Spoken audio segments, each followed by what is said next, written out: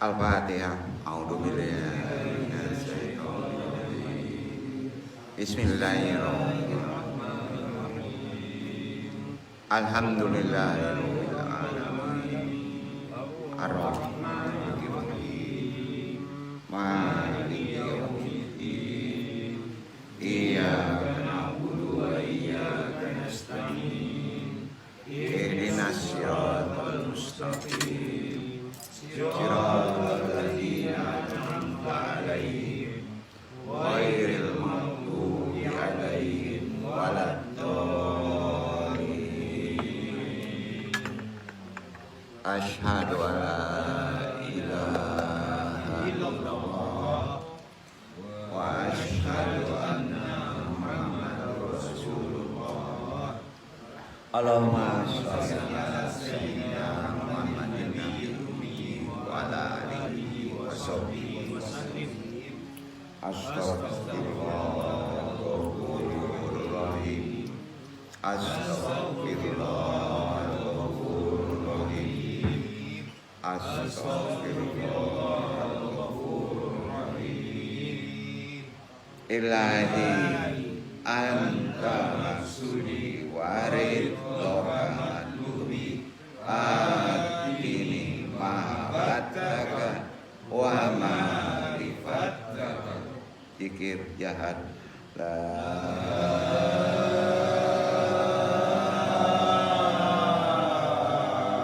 ilaha illallah.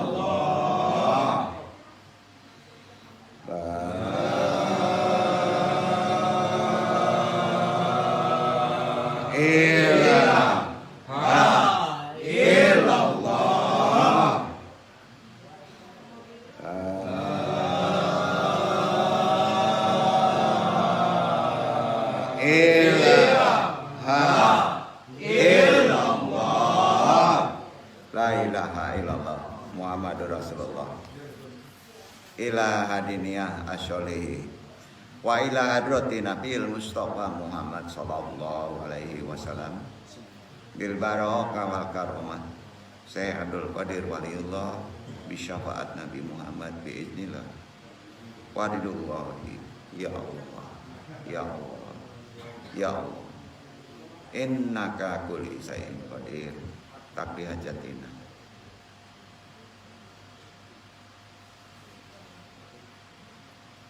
Wabil khusus ila ruhi juriyatihi wa khususan ila ruhi muslimin wal muslimat. Al-Fatihah.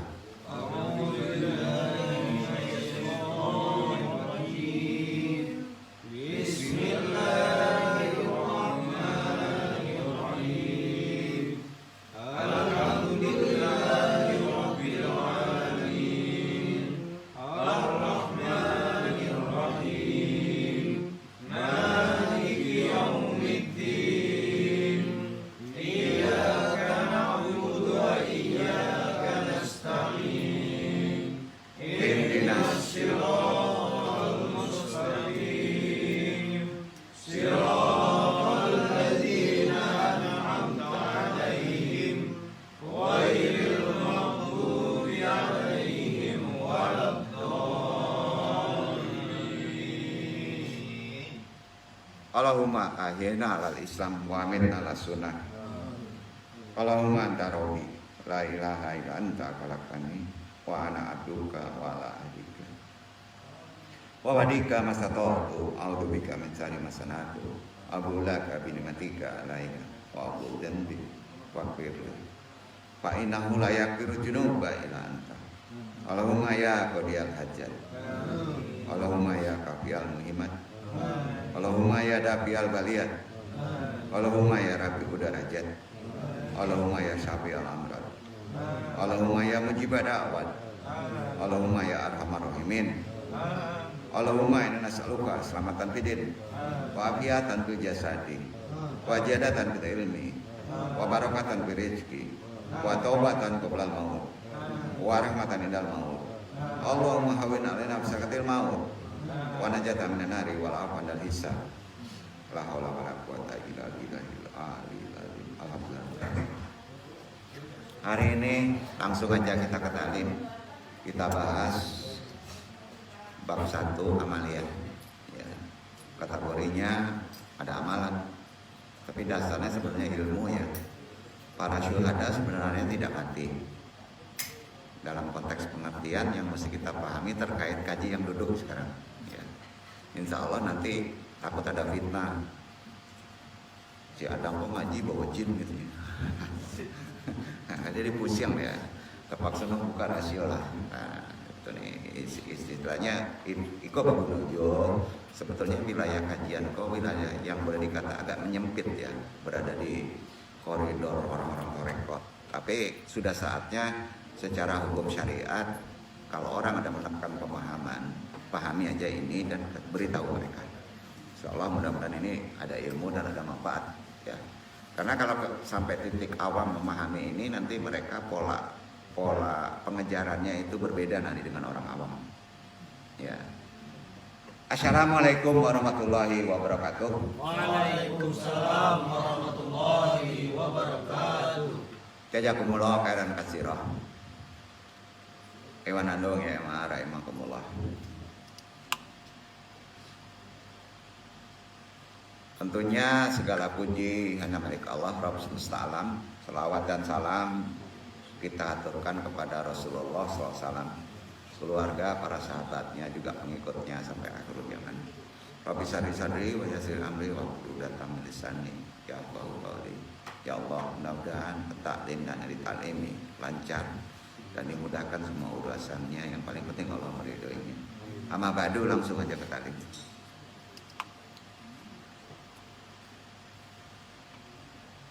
Sebagaimana yang sudah kita maklumi kan, bahwa jihad adalah amal tertinggi dalam Islam.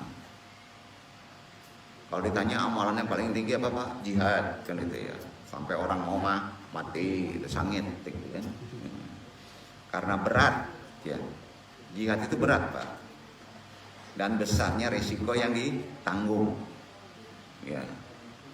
Risikonya tanggung kan, jiwa kan. Itu awam pemahamannya. Sebetulnya jihad itu tiap hari kita mesti berjihad. Dakwah jihad bukan? Jihad. Memberi makan kepada anak istri juga jihad. Ya. Bekerja juga termasuk jihad. Ya. Karena itu orang yang sedang bekerja tenggelam Pak. Tenggelam itu yang membuat jihad. Nah, orang di rumah tahu-tahu terbakar, ada yang jihad, ada yang sangit gitu ya. Ada yang terbakar juga jihad. Kena corona ada yang syuhada, ada yang kena azab gitu kan ya. Jadi konteksnya itu jangan dipukul rata, tenggelam, kebakar katanya kan, syahid kan gitu ya. Yang mati kemarin syahid semua ya, kena corona kan. Wah masalah. Jadi ini yang mesti kita pahami ilmunya gitu ya. Kalau mereka syahid Pak, yang corona ini ya, Anda masih ketemu dengan mereka. Jujur, Anda masih ketemu dengan mereka. Ternyata yang mati corona enggak syahid dia nih, karena mati biasa dia gitu. Kalau yang syahid pasti ketemu Pak. Apa pemahaman nanti jelas. Ya, Pak Ustadz sendiri jadi tahu itu nanti. Oh ini syahid, maka nggak boleh disebut. Alhamdulillah dia mati dengan corona, syahid dia kata. Menurut hadis kan gitu kan? Wah nggak bisa begitu. Wah ini. Jadi karena jihad itu amalan tertinggi dalam Islam karena berat dan besarnya risiko yang ditanggung. Jaminan bagi yang ikhlas di dalamnya adalah ampunan, rahmat, surga tingkat tinggi dan kehidupan yang kekal walaupun jasad sudah tidak ada. Ya, ada masih akses kepada kehidupan dunia. Kok sampai ke situ?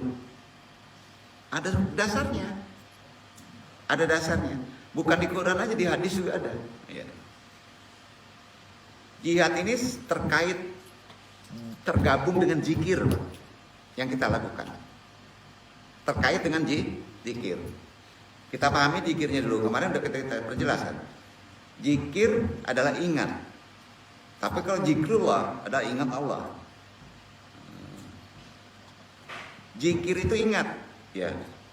Jadi zikir itu bisa negatif, bisa positif. Ya. Kalau zikrullah nggak ada negatifnya. pasti baik. Ya. Zikir itu amalan ringan yang memiliki banyak keutamaan. Kalau jihad amalan tertinggi, ya, yang sangat berat resikonya. Tapi zikir itu amalan ringan yang banyak keutamaannya. Bapak pilih jihad atau pilih zikir? Yang orang normal pasti pilih zikir. Ringan, banyak keutamaannya. Ya, kayak gitu kan. Nah, ya. Udahlah, saya zikir aja lah. Kalau jihad mati saya gitu. Makanya datang aja zikir. Karena zikir dengan jihad itu sebenarnya setali. Ada di Quran itu loh. Zikir adalah amal ringan yang memiliki banyak keutamaan, dari ampunan, pahala besar hampir sama dengan jihad. Ya, ada ampunan. Dalam hadis sahih, ahlul zikir bisa membalap, bisa mendului yang lainnya dari urusan pahala. Pahala tinggi kalau banyak zikir bisa didului, membalap. Itu zikir. Hampir sama dengan jihad. Ya. Jadi kalau bapak-bapak ingin menang gitu daripada para ulama yang rajin sholat, perbanyak zikir gitu.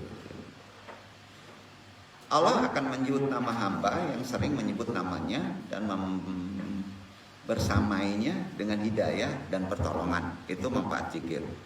Ya. Allah perintahkan dalam kitabnya agar orang-orang yang beriman berjihad di jalan Allah. Ya. Dalam konteks umum jihad ini ya, bukan kita. Orang sering memahami jihad itu perang. Ya, apa? Perang. Sekarang ada perang, Pak. Nggak bisa ngamalin jihad kalau itu kita. Ya. Demikian pula Allah perintahkan mereka untuk berzikir kepadanya dengan zikir yang banyak.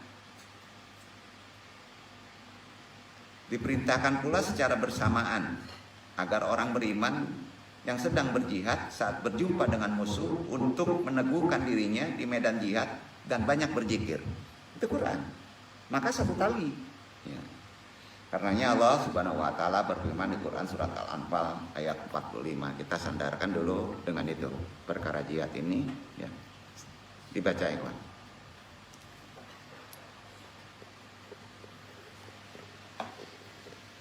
أعوذ بالله من الشيطان الرجيم بسم الله الرحمن الرحيم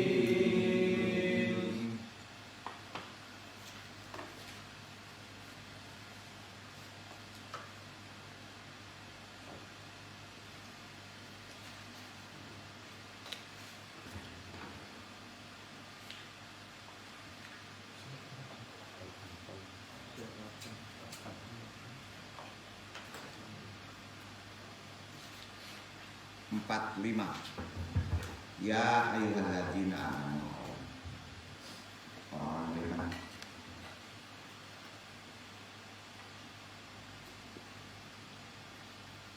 يا أيها الذين آمنوا إذا لقيتم فئة فاثبتوا واذكروا الله كثيرا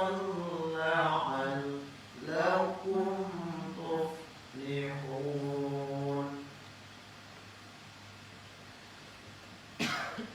Hai orang-orang yang beriman, apabila kamu memerangi pasukan musuh, maka berteguh hatilah kamu dan sebutlah nama Allah sebanyak-banyaknya agar kamu beruntung.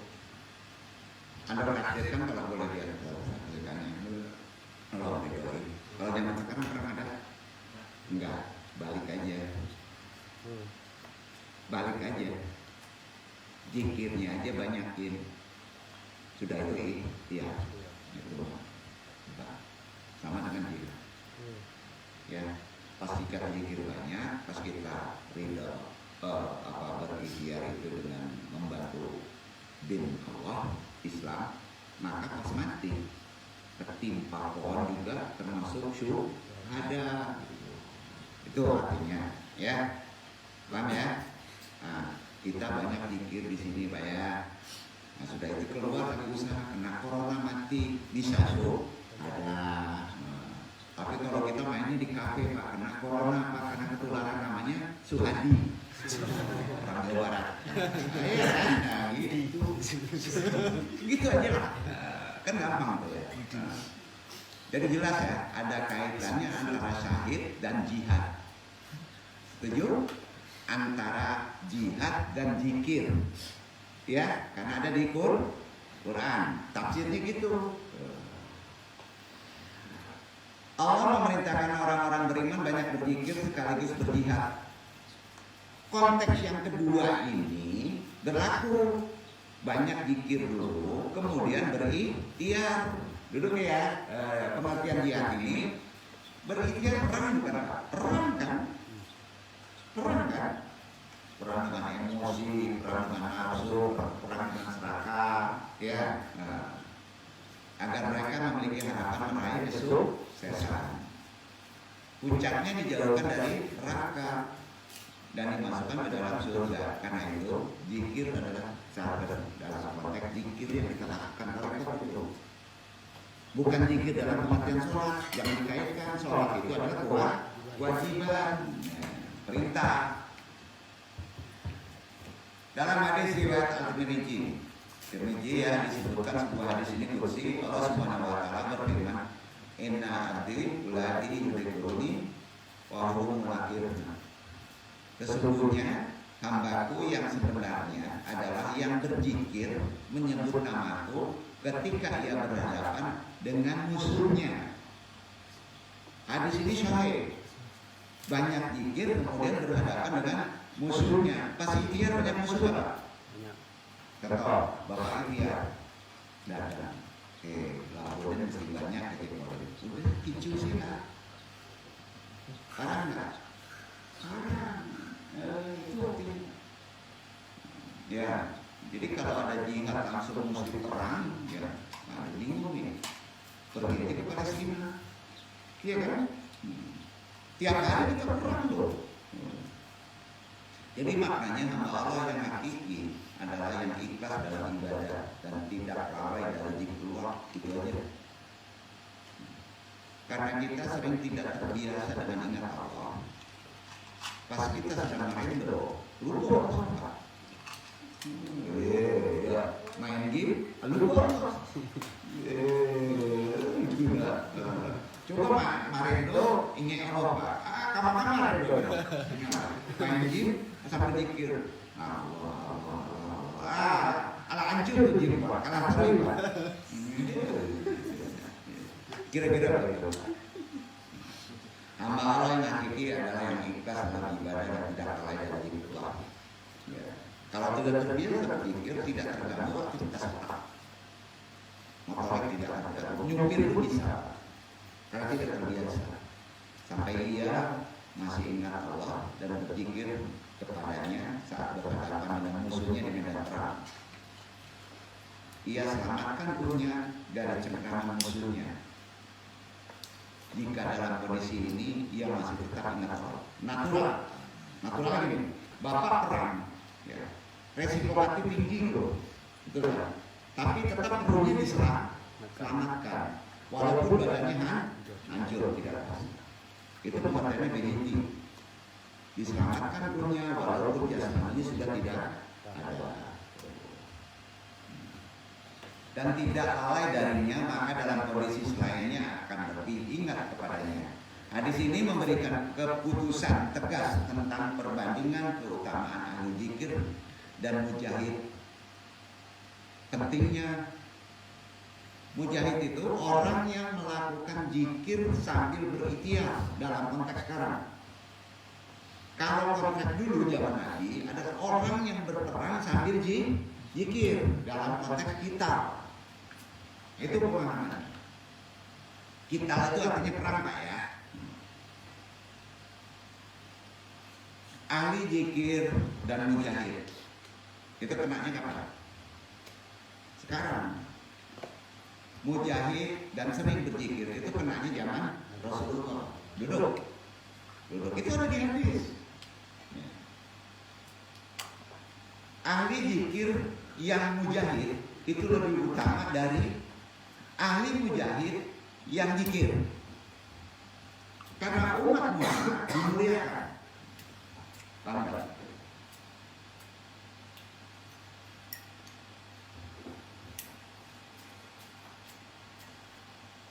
Ibnu Qayyim dalam Al-Wabil Al-Syahid halaman 70 dia bercerita begini, ahli zikir yang paling utama adalah mereka yang berjihad. Konteks sekarang. Sedangkan mujahid yang paling utama adalah mereka yang selalu berzikir. Konteks dulu. Itu ada di kitab saja, ada penerangan. Nah ini nggak ketemu, nggak terpahami oleh orang-orang syariat sekarang.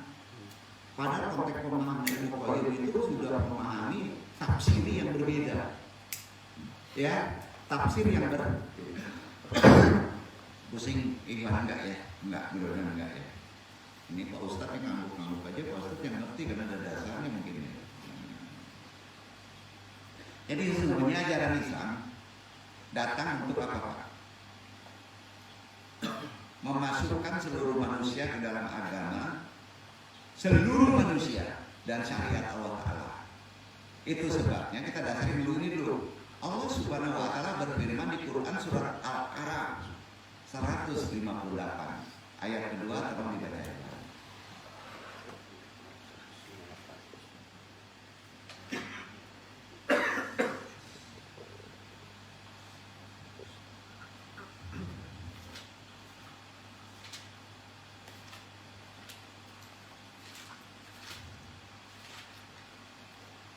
Qul ya ayyuhan nas, berbeda.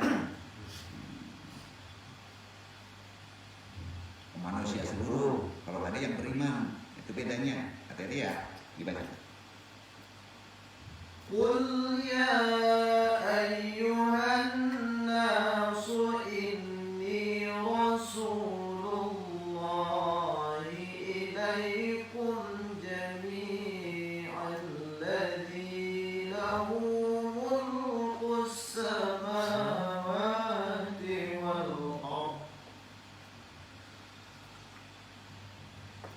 La ilaha illa huwa yuhyi wa yumiitu. La ilaha illa huwa yuhyi wa yumiitu. Fa-aminu billahi wa rasulihi ورسوله النبي الأمي الذي يؤمن بالله وكلماته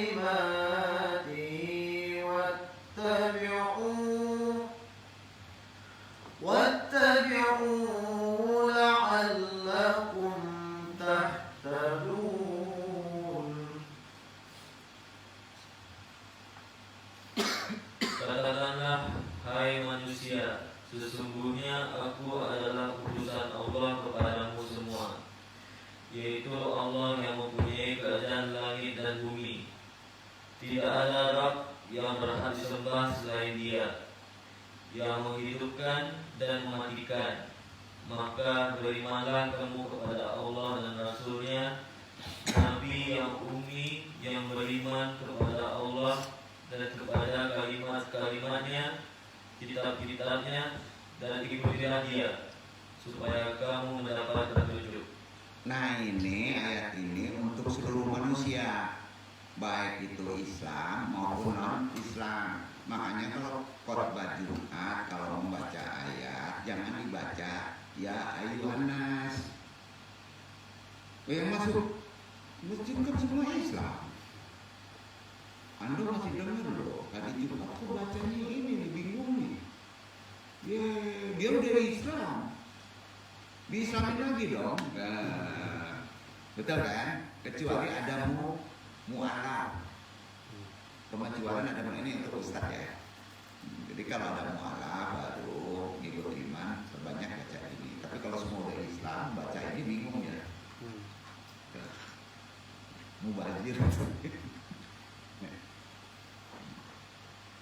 Islam juga datang itu kan untuk menghapus segala bentuk kesyirikan. Kesyirikan kita kan togut, bukan atuh. Togut itu pengertiannya mujmal, Pak. Apa duit? Ya, apalagi istri bisa jadi syirik, Pak. Pacar, HP bisa jadi togut nggak? Bisa. Konteksnya beda. Nah, itu yang syirik berbahaya, lebih jahiliyah loh. Pokoknya kalau nggak duit gua nggak bisa. Ini lah, hati-hati Pak. Kalau pergi kerja nggak bawa HP ini kayaknya nggak serem itu. Hati-hati ada syirik kopi. Setuju Pak? Setuju ya? Kurangi pola pikir begitu. Enak nih istirahatnya kita mesti main game sebentar. Ya, kacau Pak. Istirahat itu bukan begitu. Tahu lah, andung lah. Ya, hati-hati Pak kita hidup ya. Mungkin kemarin itu mungkin disulap nih ya. Sama togut. Islam itu kan datang untuk menghapus segala bentuk kesyirikan. Jangan dipersempit. Syirik pengertian itu jangan dipersempit. Yang kotak itu bisa menjadi syirik loh. Yang kotak kecil. Yang ini nih ya. Gitu ya. Sehingga yang diperintahkan oleh Islam itu hanya Allah saja yang diibadahi, tidak disebutkan baginya. Jadi kalau kita bawa ini sebagai jangan syirik, isinya apa? Morakal aja lah ya. Tapi ingat Pak, iklan itu kan kapitalis Pak. Tahu-tahu udah pakai pakaian pantai masuk Pak. Udah pusing. Zaman sekarang tuh bahaya ini banyak Pak. Kalau kita tidak pandai untuk menyeleksinya. Maka untuk mewujudkan itu, Islam datang ke kita gimana? Untuk mewujudkannya, enggak tugas saja ulama ya. Apa? Bapak-bapak pengen panjang terus bisa berdakwah, dakwah. Dakwah bukan tugas ulama, dakwah itu nasihat. Jadi kalau ada pengertian mewujudkan Islam terus dakwah, Pak. Bukan tugas nabi aja, bukan tugas ulama aja, bukan tugas gadin aja, bukan tugas ustaz aja. Ya. Tentang kalau Bapak ingin mengerti gaib, ingin pas dari kubur balik lagi ke dunia, gitu, Bapak harus dakwah. Itu poin pertama. No, nggak pede udah dakwah itu nggak perlu masjid. Pokoknya ada orang buat salah dakwahin aja Pak. Ahli takbir itu kan, nanti kena usir. Itu yang jihad. Maka jangan sepelekan itu. Apa itu yang disebut jamaah tabligh itu jangan sepelekan. Dia itu jihad. Ya. Ya, kadang-kadang konteksnya sering kita mengecilkan mereka karena ada faktor kekurangan dari mereka taharah. Ya. Anu tidak mempersempit pemahaman ini, tapi kelemahan dari jamaah tabligh itu taharah. Taharahnya apa? Kita berdakwah itu harus melihat kondisi gini. Kalau tempat itu memang sulit untuk dibersihkan, bukan sapu lagi, blambir terus. Bisa habis kuatnya, gitu kan? Jadi harus ada ilmu. Ya, tukang jengkol dakwah pusing. Untuk mewujudkannya ini itu dakwah. Dakwah yang diemban Nabi Muhammad SAW pendek aja di Mekah. Ucapannya La ilaha illallah. Ada riwayat Ahmad. Hanya itu. La ilaha illallah. Karena inti kerusakan itu harus digempur dengan itu. Sesungguhnya aku adalah pemberi peringatan bagi kalian sebelum menghadapi ajab yang keras. Sering-seringlah mengucapkan la ilaha illallah. Jadi dalam rangka mewujudkan misi menghambakan seluruh manusia kepada Allah, pasukan kaum muslimin bertolak dari Madinah ke seluruh penjuru Arab kemudian ke negeri Persia, Romawi. Ekspedisi pasukan itu dikirim dari ibu kota kekhalifahan yang berpindah-pindah selama 13 tahun. Dari Madinah ke Damasik, ke Baghdad, kemudian ke Kairo, dan terakhir ke Konstantinopel dengan membawa bendera Islam ke seluruh penjuru bumi. Dan itu tidak inisiatif Nabi, tidak inisiatif sahabat, tidak inisiatif khalifah, menunggu wahyu. Bapak-bapak kalau mau perang nggak bisa langsung inisiatif, harus menunggu wahyu. Itu juga bapak-bapak minum obat harus menunggu ilham, gitu. Mau jujur aja ya. Gitulah. Ini bingung lagi nggak ini? Ya kan gitu ya. Nabi aja nggak mengeluarkan inisiatif kok. Enggak. Sama Abu Jahal digetok kepalanya bocor Pak. Padahal dia kuat Nabi itu, bisa sekali pukul tumbang Abu Jahal. Enggak dilakukan karena dia menunggu perintah untuk melawan. Tidak mau. Nah, sekarang keserempet dikit aja, enggak ngambek dia. Kurang ngajar, payah orang. Bisa gitu Pak. Ada konsep itu apa Pak? Ada konsep pembersihan pada diri orang itu. Kalau Bapak merasa terjol ini, renungkan dulu. Jangan-jangan Bapak lagi dibersihkan Allah, karena Bapak pernah melakukan kotoran itu disebut proses kurban.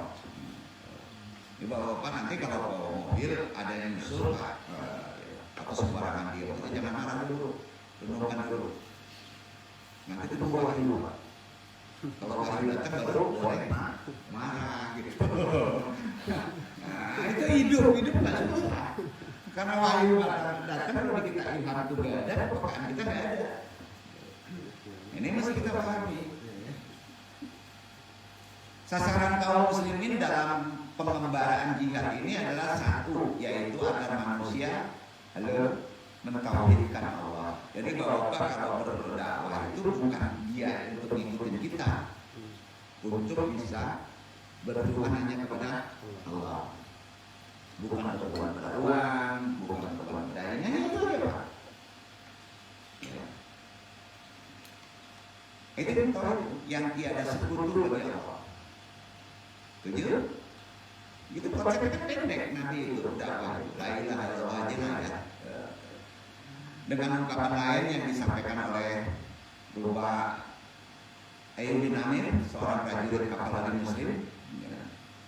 Ketika ditanya oleh Rustam, panglima besar Persia, apa yang mendorong kalian datang ke sini, ke Persia? Ekspedisi ini untuk mentauhidkan itu. Jadi Rubai bin Amir ini seorang prajurit kapal ladang Muslim. Apa yang mendorong kalian datang ke sini? Kata Rubai jawab, Allah telah mengutus kami untuk mengeluarkan siapa saja yang dia kehendaki dari penghambaan terhadap sesama hamba. Sesama manusia itu nggak boleh saling berhamba kepada penghambaan hanya kepada Allah. Dari kesempitan dunia kepada keluasannya, dari kezaliman agama-agama kepada keadilan Islam, maka dia mengutus kami dengan agamanya untuk kami seru mereka kepadanya. Maka barang siapa yang menerima hal tersebut, kami akan menerimanya dan pulang meninggalkan Persia. Nah, itu utusan kapal tadi ngomongnya itu pasti tanya. Tetapi barang siapa yang enggak pada masa itu ya jangan sekarang. Kami akan memerangi selama-lamanya dan kami berhasil memperoleh apa yang dijadikan Allah. Pokoknya kalau kamu masih tetap ingin marah, berbunuh. Nah, nggak bisa berbunuh itu. Ada konsepnya, ada masaknya. Ayat itu dipakai. Pokoknya di Indonesia harus melakukan muslim sama kalau enggak bodoh. Nah, bisa. Ada yang kayak begitu. Ada. Jadi ini yang menjadi sasaran Rasulullah pada masa itu dan para sahabatnya, dan di antara yang telah mempelajarinya adalah Rubai bin Amir. Ada apa? Ada saat itu yang disebut konsep talqin. Kalau duduk kemarin konsepnya talqin. Kalau keluar masih berulang, maka dia tidak bisa datang lagi. itu kelaparan. Karena kelakannya ikan. Ngeri. Nah, itu jangan ngaji sama Pak Yiti. Nah, ya. Dijamin membeli deh. Makanya banyak yang nanti masuk ke rekor. Karena ikatan sahabatnya kuat. Bapak mau dibakar jadi baik? Enggak ada, enggak bisa main HP, kan gitu. Jadi bapak bersyukur masih mau masuk kemari. Yang duduk aja di tingkat kok. Nggak sembarangan loh. Nggak berani duduk kayak begini.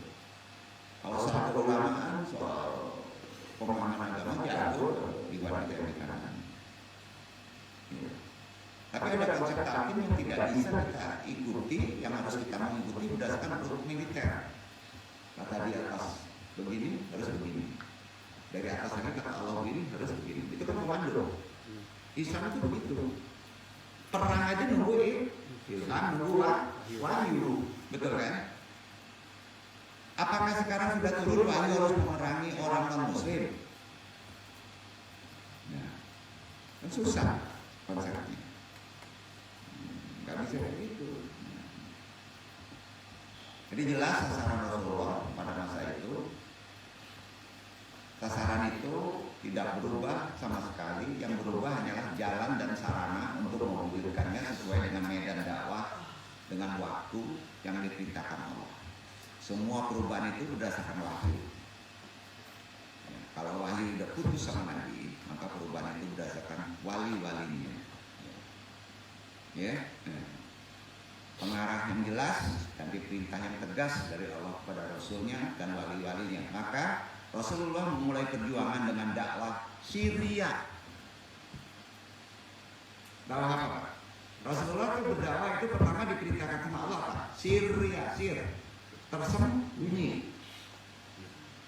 Ya. Di tarekat gitu juga. Dakwah awal Bapak tidak boleh ngablak. Syria dulu. Ya.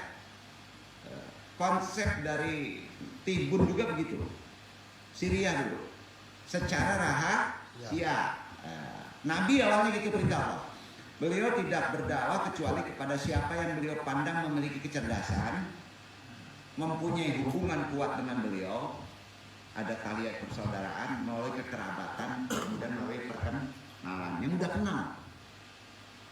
Kan natural. Bapak-bapak dakwah nggak jangan dulu ke medan keras, Pak. Itu konsep dakwah. Bapak dari keluarga dulu, istri, anak, teman yang paling dekat. Kalau bapak ingin memahami konsep kurun waktu yang kekal. Nah, karena dakwah ini terkait dengan jihad. Ya. 3 tahun kemudian baru Rasulullah diperintahkan agar berdakwah dengan terang-terangan. 3 tahun sembunyi, kan? Maka beliau pun berdakwah secara terbuka di Mekah dan di tempat lainnya. Tahapan ini berlangsung selama 10 tahun. Rahasia 3 tahun, 10 tahun terbuka. Selama itu Rasulullah diperintahkan agar dalam dakwah terbuka agar apa? Agar tabah menghadapi cobaan gangguan. Ya, kalau ada perintah tarekat mendakwahkan terbuka secara hukum-hukum ruhani pada kondisi sekarang, siap-siap kena fitnah. Halo, mau? Anda memerintahkan Ustadz dakwah terbuka. Kita pelajari time tunnel, siap-siap dipenggal ya sama orang banyak. Ada wahyu, ada kurun waktu. Nah itu berlaku. Bingung nggak nih? Enggak ya? Enggak ya. Kita bahas lagi. Jadi 10 tahun baru boleh terbuka. Kita contoh cara dakwah Nabi. Dan itu berlaku untuk kita. Setelah 10 tahun berdakwah terbuka gimana? Benjol-benjol Nabi itu.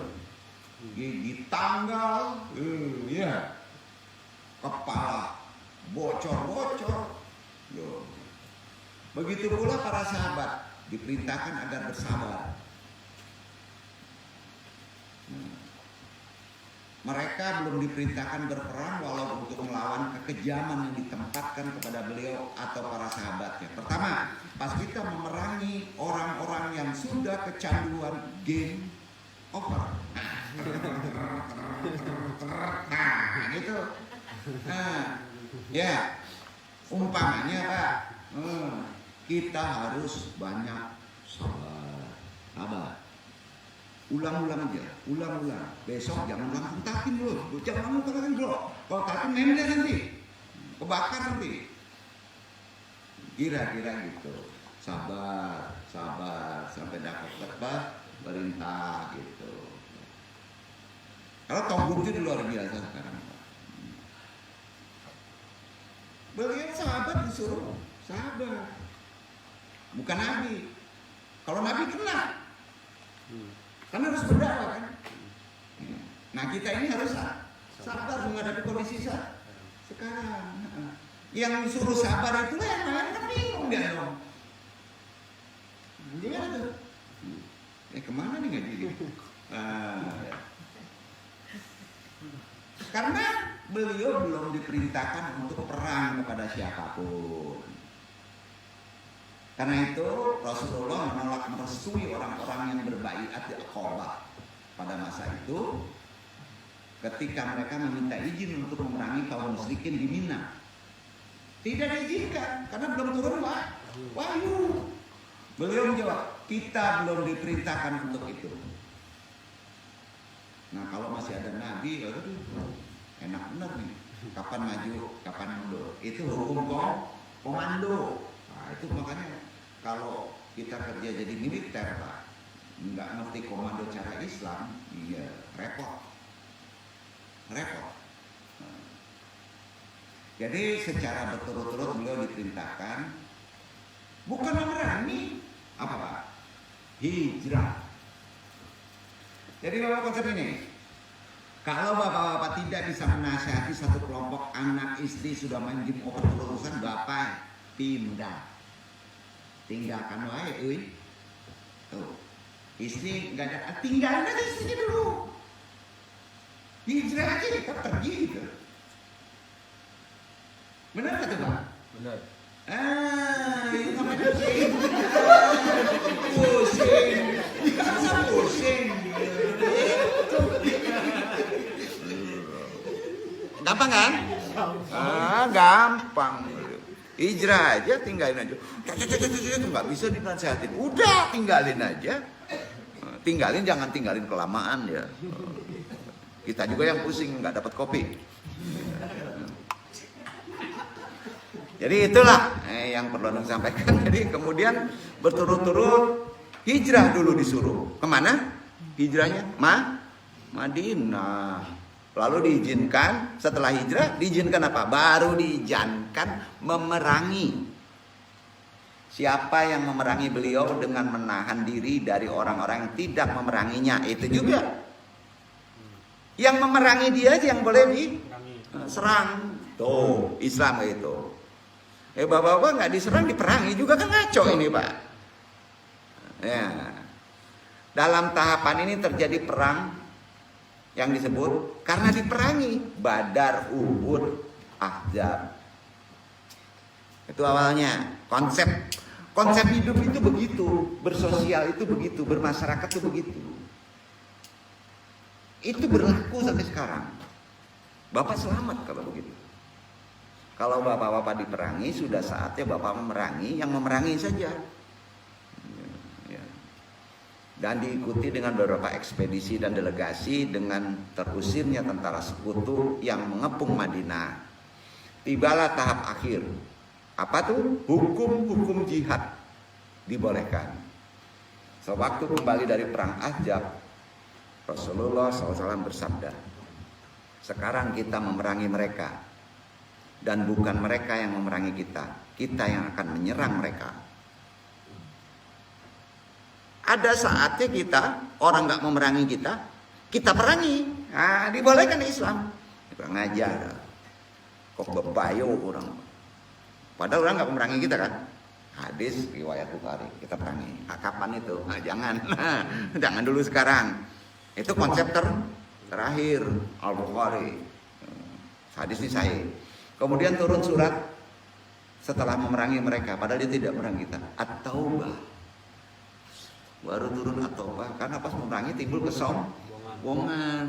Oh, gitu konsep Islam. At-Taubah menjelaskan hukum-hukum jihad itu mesti gimana. Yang bakunya gimana secara Islam, yang berlaku hingga hari kiamat, yaitu perintah untuk memerangi kaum musyrikin. Ya. Jihad dilaksanakan untuk menyebarkan agama Allah serta untuk meninggikan kalimat syariatnya. Tadi ke tauhid, sekarang kepada kalimat syariatnya beda. Dasarnya hadis riwayat Ahmad, sesungguhnya aku diutus menjelang kedatangan kiamat dengan pedang sehingga Allah saja yang disembah. Tiada sekutu baginya. Rezekiku dijadikan di bawah kilatan tombak dan dijadikan kehinaan dan kerendahan bagi orang-orang yang menyelisih urusanku. Ini terkait syariat.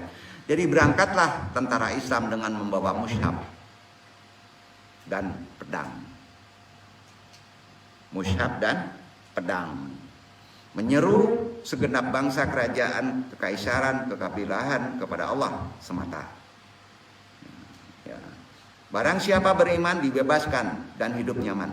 Barang siapa enggan beriman harus membayar jizyah. Itu denda.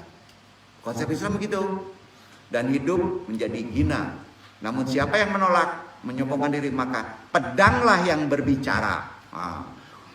Orang sekarang sering menganggap ini yang di sini saja.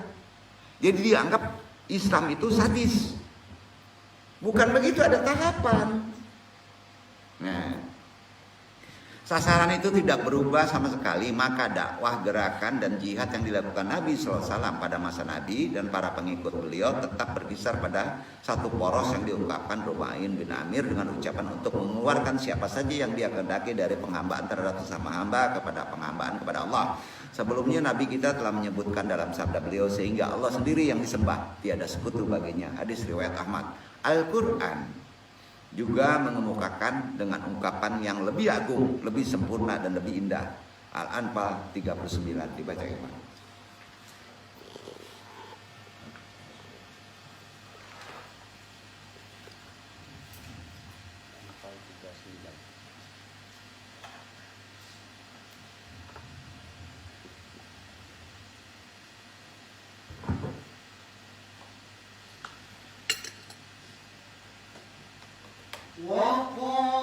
وقاتلوهم حتى لا تكون فتنة ويكون الدين كله لله فإن انتهوا فإن الله بما يعملون بصير. Dan perangilah mereka supaya jangan ada fitnah dan supaya agama itu semata-mata untuk Allah. Jika mereka berhenti dari kekafiran, maka sesungguhnya Allah Maha melihat apa yang mereka kerjakan. Ini terkait taklid. Ya. Penjelasan dari Rasulullah SAW adalah dakwah sama dan ajarkan agar melepaskan selain dan kemusyrikan, membebaskan diri dari setiap roh yang disembah selain hanya kepada Allah. Penghancuran patung-patung pada waktu penaklukan Makkah adalah penghapusan roh-roh yang disembah selain Allah. Pengiriman tentara untuk berperang adalah dakwah kepada tauhid. Sama dengan dakwah kepada tauhid. Jadi bapak yang jihad itu bapak berdakwah tapi isinya tauhid. Itu sama dengan jihad. Tapi dakwah kapitalis dengan rezeki itu syariat. Fikih tidak. Dan ditambah sedikit penghancuran kemusyrikan. Kemusyrikan karena luar biasa. Ya. Karena musyrik itu umumnya sudah bersyahadat. Ya. Jadi pengiriman tentara untuk berperang adalah sama dengan dakwah pada tauhid dan penghancuran kemusyrikan. Jadi kalau perang dan nggak ada yang diperintahkan sekarang belum dakwah. dakwah yang terkait dengan tauhid. Jadi bahasa bapak dia dakwahnya gampang aja di pasar. La ilaha illallah. La ilaha illallah. Kamu la ilaha illallah enggak gitu aja. Udah jihad gitu. Pas ngomong itu bapak dibunuh orang. Syahid. Kenapa? Syahid hidup lagi Pak. Tapi bapak ditempelok burung biru. Tempatnya. Tempelok burung biru ya. Itu kan dari Quran. Anda kita tempelok. Bapak pengen masuk tempelok. Bapak lu tawasul kepada siapa? Yang mati syahid.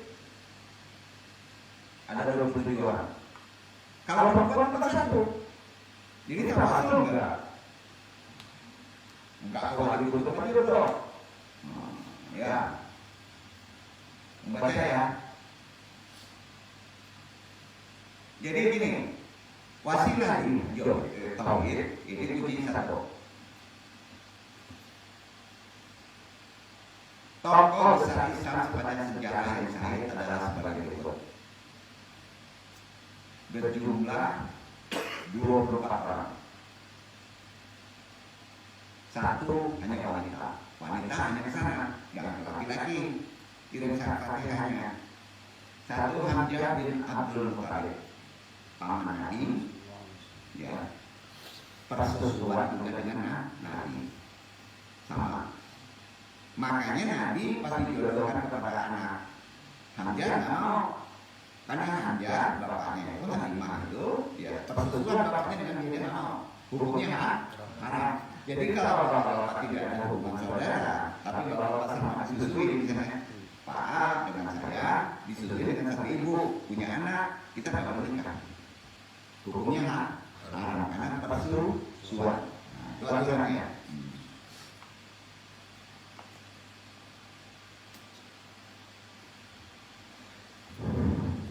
Di antaranya ya sepanjang sejarah urutnya Hamzah bin Abdul Muthalib, 2 Mus'ab bin Umair, 3 Zaid bin Harithah, Ja'far bin Abu Talib, Husain bin Ali, Sa'ad bin Mu'ad, Abu Syama, 8 Ammar bin Yasir, Abbad bin Bishir, Salim Maula Adi Ja'far, Al-Bara bin Malik Bahano, 12 Abu Zana, Amir bin Jarmo, 14 Abu Ayyub al-Ansari, Anas bin Nadar, Abu Darda, Abdullah bin Yasir, Ayyashi bin Abi Rubaiyah, 19 Wahid bin Adi, 20 Tufail bin Amir Ad-Dusi, Nu'man bin Mukrim, 12 Abdullah bin Ubay bin Salul, 23 Sabit bin Qais, 24 Ikram bin Abu Jahal. Ini kan keturunan Abu Jahal tapi Muslim. Mereka mati syahid. Apakah mereka masih ada? Masih ada. Ya satunya ada. Quran menyebutnya. Ayo tahu kan? Gak percaya. Bapak pengen tahu. Udah tawarin aja. Pas ngomong jangan lari. Bapak kena talkin. Anda sebut orangnya kan? Silakan pilih. Ya pilih yang kenal deh. Cepat gitu. Udah tahu ya. Yang perempuan nanti dikasih tahu. Satu ya perempuan nggak boleh kesana. Wasilah kalau itu cara kalau pasangan lain lagi mengajar wali berat bro. Ya. Bapak ingin ditunjuki, ingin tajam ilhamnya Pak. Ilham itu udah ditunjukin. Enggak awalnya sudah harus ada jembatannya kan? Ya itu dia orang sakit. Betul kan? Dia lebih cepat. Kira-kira paham ya?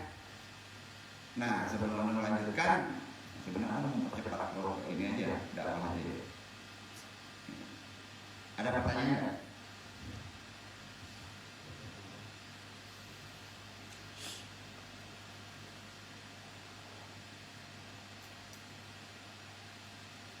Kita lanjutkan. Perang adalah dakwah pada tauhid berdasarkan nas hadis Rasulullah SAW. Aku diperintahkan untuk memerangi manusia sampai mereka bersaksi tiada ilah yang berhak disembah kecuali Allah dan Muhammad adalah utusannya, menegakkan salat, mengenai ajaran. Hadis riwayat Bukhari, Muslim, Sahih. Jadi pada masa itu pengiriman pasukan perang adalah dakwah kepada tauhid. Sama. Kalau sekarang dakwah pada tauhid yang mulai jalan. Dakwahnya pada fikih, ilahiyah, ya. Mulai jarang sekalinya ada tauhid, geser ke fikih. Setuju nggak Pak Ustaz? Ya, coba tauhid itu beda loh Pak. Tauhid kita jangan disamakan tauhid mentah. Tauhid natural itu patung, keris, bukan begitu. Tauhid tauhid, HP, ya, istri, bisa jadi tauhid, betul kan? Kerja, kesana larinya Pak. Jadi pada masa itu pengiriman pasukan perang adalah dakwah pada tauhid karena kekaisaran dan kerajaan yang memiliki kekuatan dan kekuasaan enggan mengizinkan dakwah tauhid dan para juru dakwahnya menembus seluruh permukaan bumi Allah dengan alasan ini adalah tanah kekuasaan gue rakyat saya, nggak boleh dimasuki. Pada langit dan bumi serta apa saja yang ada termasuk di Indonesia alay abang ini adalah kepunyaan Allah semata. Jadi kalau kan anak-anak itu boleh tahu. Kalau tahu bukan punya ente, bukan penguasa daerah, enggak bukan punya kelurahan Ampang, punya Allah itu tahu dalamnya ya. Jadi nggak ada halangan. Jadi ada izin. Ketika kondisi seperti ini, maka harus ada pedang untuk menjawabnya. Pada masa itu, jadi perang adalah untuk menghapus kemusyrikan dengan menghapus tauhid yang berkuasa atas masyarakat. Mereka berperang sebagai perintah yang memerintah dan melarang serta menetapkan undang-undang yang bertentangan dengan hukum-hukum Allah, lalu menyuruh masyarakat untuk mentaatinya, suka ataupun tidak. Nah, di sini kurang keren. Perang harus dilaksanakan untuk menghapus kekuasaan yang ditaati selain Allah. Pengertian perang di sini bukan kita, sama kan? Bukan kita. Kalau tidak bisa ada kesabaran, itu konsep Islam kekiniannya. Perang juga dilaksanakan untuk menghapus penguasaan yang menghalangi dakwah Islam dan melarang diterapkannya syariat Islam. Tidak ada pemaksaan. Tapi termasuk orang yang diberi rahmat kalau memasuki hukum syariat Islam dalam konsep hukum Aceh. Di sini belum ya. Jadi bahwa mudah-mudahan kita berdoa penguasa lokal kita menerapkan syariat Islam dalam konteks yang tidak seluruh ya. Perang dilaksanakan untuk menghapus fitnah, menyangkut kemusyrikan, meninggalkan syariat Allah. Dasar jelas. Dasar mana? Katanya syariat Islam diterapkan. Al-Anfal 39 tadi kita sudah baca. Dan perangilah mereka supaya jangan ada fitnah dan supaya agama itu semata-mata milik Allah. Jika mereka berhenti dari kekafiran maka semuanya Allah melihat apa yang mereka kerjakan. Nah di ayat yang Al-Anfal ini tidak ada perintah perang. Allah tahu kalau orang itu tidak melakukannya. Ini bukan toleransi ya. Jadi sebenarnya tidak ada selain Allah yang menciptakan dan tak seorang pun menciptakan bersama Allah, tidak ada. Allah nggak perlu bantuan. Karena itu tidak seorang pun yang berhak membuat undang-undang selain hukum Allah. Ibnu Taimiyah sampai berkata, tidak ada hak bagi seseorang untuk menetapkan hukum bagi orang lain, baik antara kaum muslimin dan kafir kecuali dengan hukum Allah. Jadi sesungguhnya manusia tidak menciptakan diri mereka sendiri setelah menciptakan bumi tempat mereka hidup dan tempat masyarakat berada. Karena itu bukan hak mereka mengatur, bukan hak sebagian mereka untuk mengatur, membuat syariat, membuat hukum, memerintah dan melarang dengan selain syariat Allah. Dengan Allah itu kebetulan dakwah tauhid. Jadi kaum muslimin diperintahkan akan menegakkan kedaulatan syariat Allah di muka bumi, sanggup berakhir. Dan atas makhluknya, kaum muslimin diperintahkan agar tidak membiarkan ada satu kelompok manusia di muka bumi ini yang memerintah manusia dengan selain siapa yang enggan menggunakan hukum Allah dan menolak untuk patuh, maka pada masa Rasulullah perangi. Perangi. Jadi anu mengingatkan, ya, mengingatkan kehidupan yang ada sekarang. Kekeliruan kaum muslimin dalam memahami jihad dan syahid ini perlu diluruskan. Jangan disamakan dengan operasi melawan bom bunuh diri. Karena itu seperti menyamakan dengan bunuh diri yang diharamkan. Ya kan? Dengan pasti dalam agama Allah, baik itu disebabkan putus asa, sebenarnya itu dari kehidupan, menolak takdir Allah atau tidak ridho dengan musibah, maka dia berani ngebom. Jujur aja. Nah, karena jika kita telusuri hadis begini menyebutkannya, yang terjadi pada sekarang bom bunuh diri itu, harus paham hadis ini.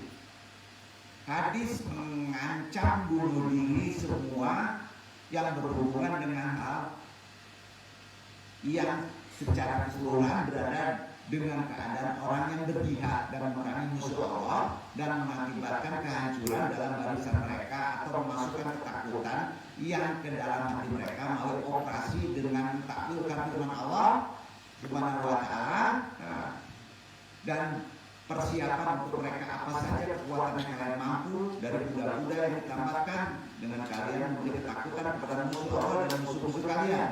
Dan di antara manusia ada yang menjual-jualnya untuk mengharapkan keridhaan Allah, betul kan? Ya kan?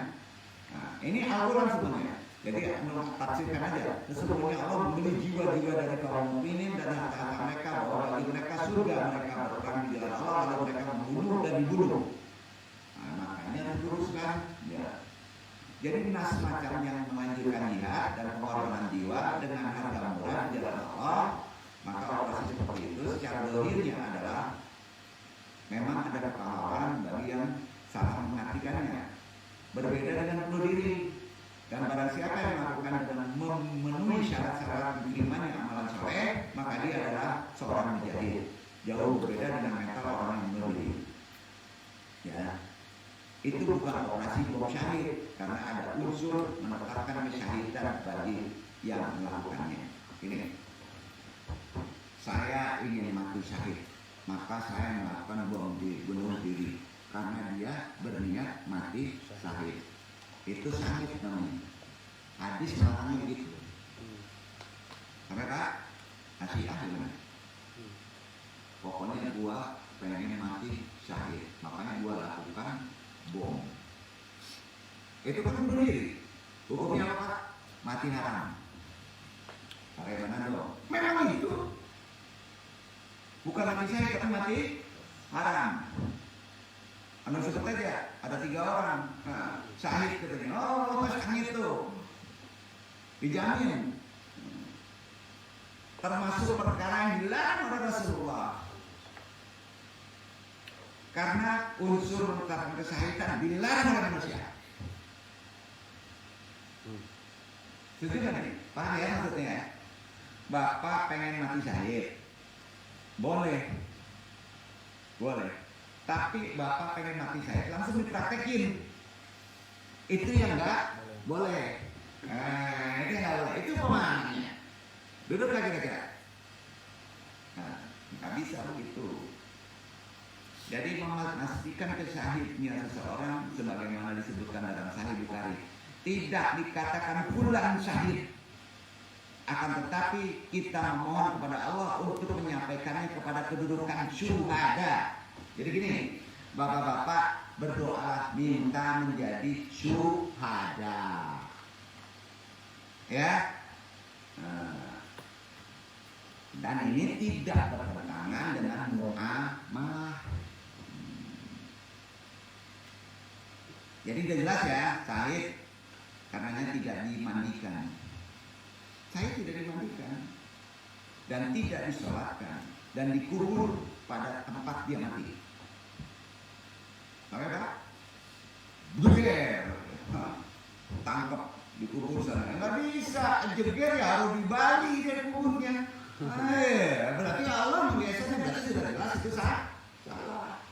Yang saya itu di sini tuh dikuburin.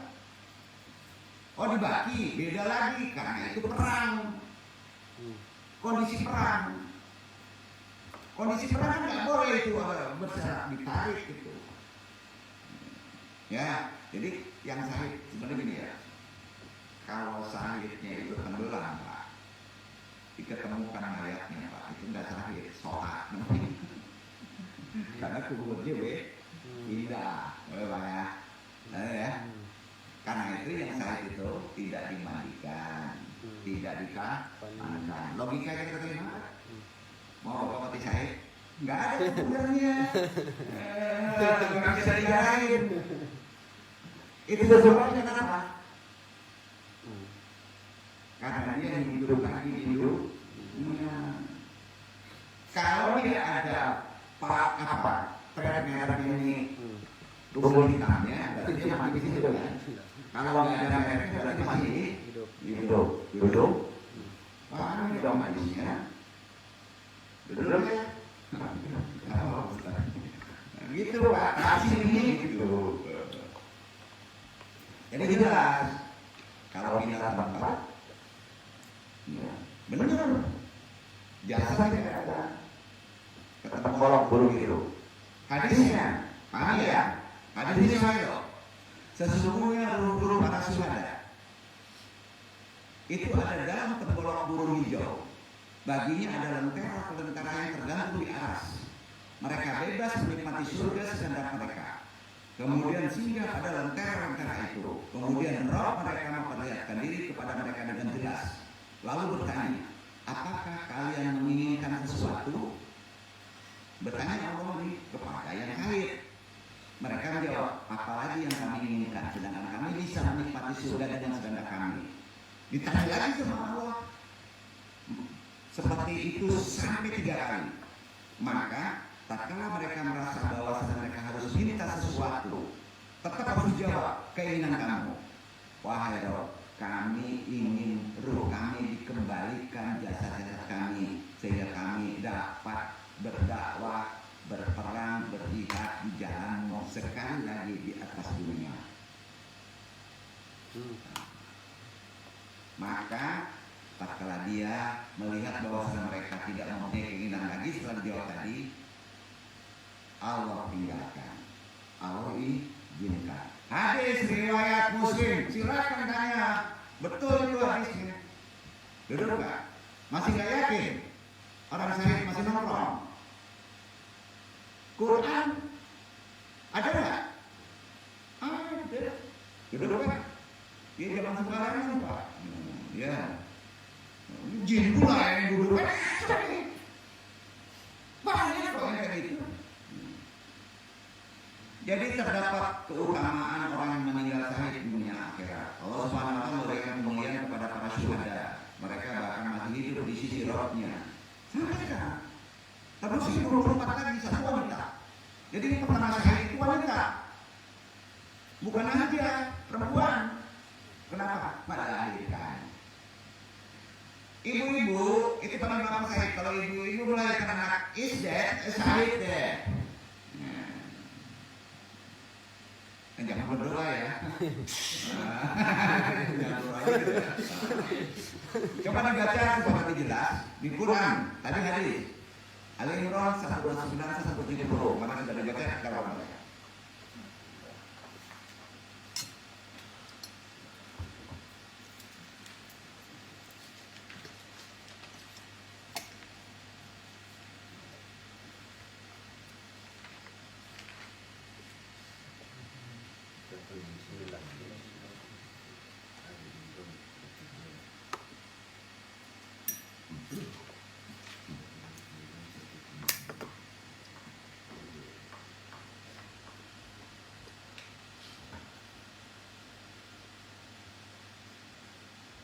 ولا تحسبن الذين قتلوا في سبيل الله أموات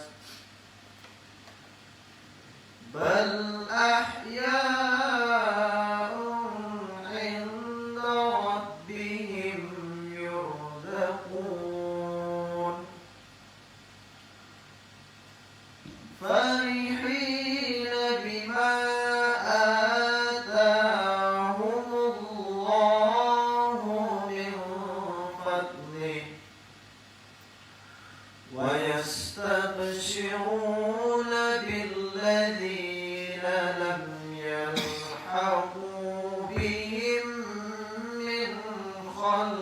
فيهم ألا خوف عليهم ولا هم يحزنون.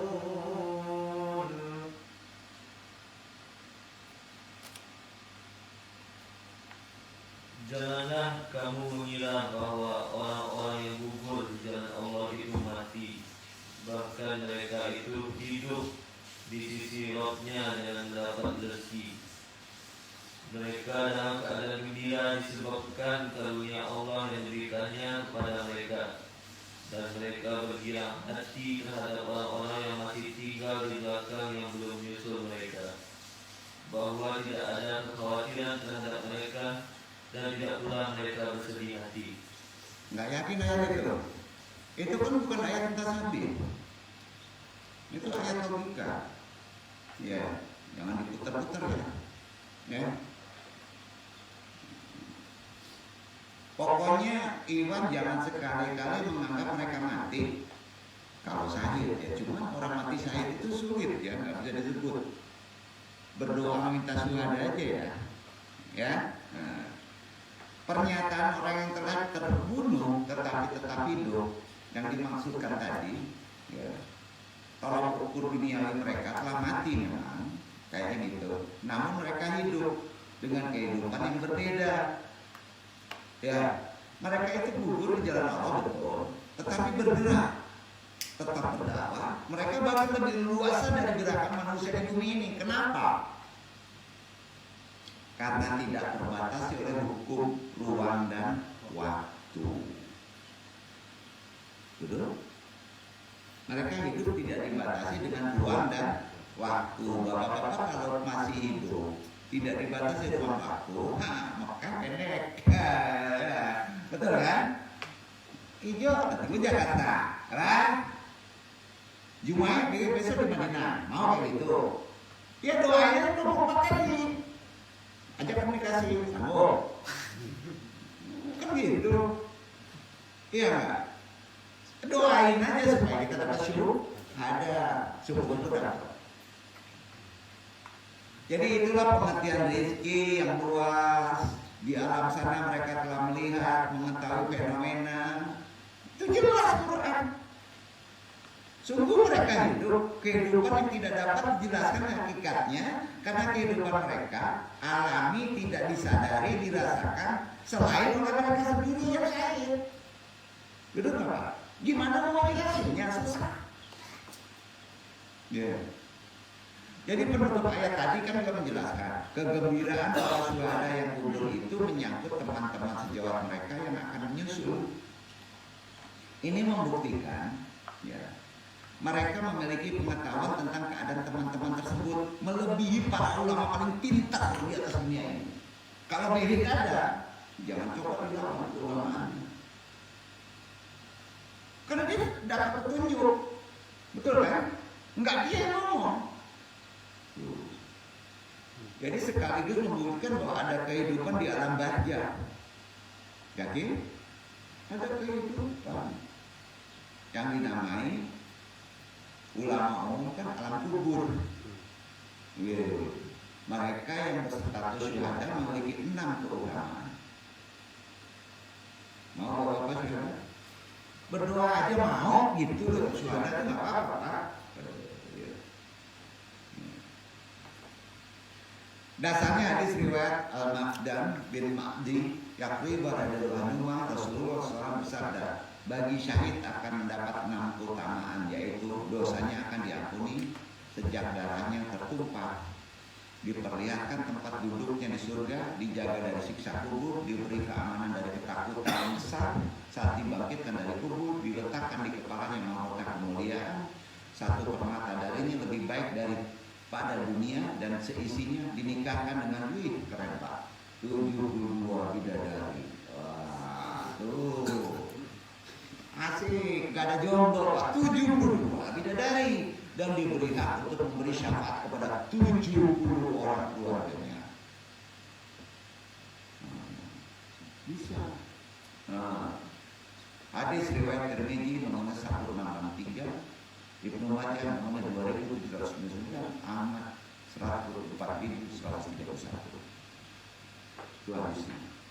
Jadi keutamaan dan pahala para syahid pada orang-orang yang terkena wabah kemarin kan banyak, harus dipahami waktu para sahabat Nabi ini begini, karena wabah juga. Di sini baru kita ngerti. Sahabat Nabi Abu Ubaidah dan Mu'adz bin Jabal, mereka kena wabah hampir sama dengan corona. Karena mereka berjuang hingga akhir hayat untuk menyelamatkan masyarakat dari wabah itu. Berarti jihad dia kan? Bukan coronanya, tapi perjuangannya untuk menyelamatkan diri. Jadi kalau itu dokter yang menyelamatkan, tunggu dulu. Yang menangani corona, karena dia ada ini ya, ada keriaan Pak. Gua terpaksa ngobatin orang karena gua bergaji kerja di sini. Kena tuh. Itu sakit namanya. Yeah.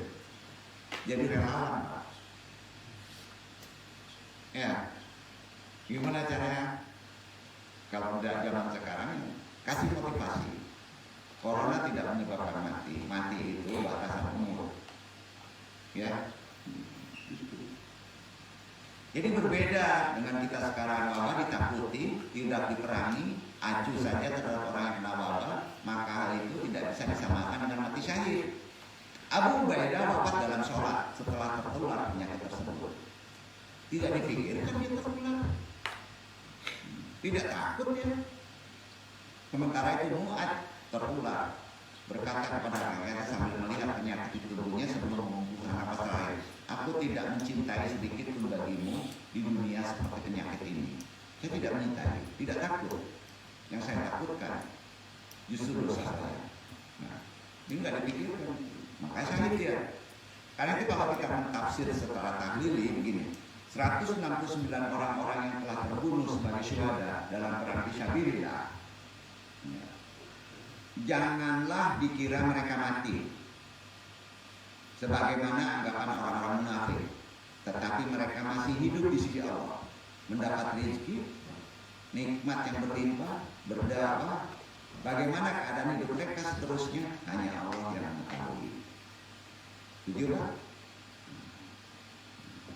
Jadi dari hadis yang diriwayatkan Ibnu Abbas, Nabi bersabda ini, para syuhada berada di tepi sungai dekat pintu surga. Mereka berada dalam sebuah kubah yang hijau. Hidangan mereka keluar dari surga itu setiap pagi dan sore. Makanya kalau Amerika dikasih goreng bingung. Gitu kira-kira. Riwayat Al-Hakim, Ahmad, Tabrani, dan Ibnu Abbas. Karena itu para syuhada itu menikmati pemberian-pemberian dari Allah. Mereka ingin mati syahid berulang kali. Hal ini dijelaskan dalam sabda Rasulullah SAW. Tidak ada seorang yang telah mati memperoleh kenikmatan di sisi Allah kemudian ingin kembali ke dunia, kecuali orang yang syahid. Ia ingin dikembalikan ke dunia, kemudian syahid lagi. Hal itu karena besarnya keutamaan syahid. Riwayat Muslim itu kan.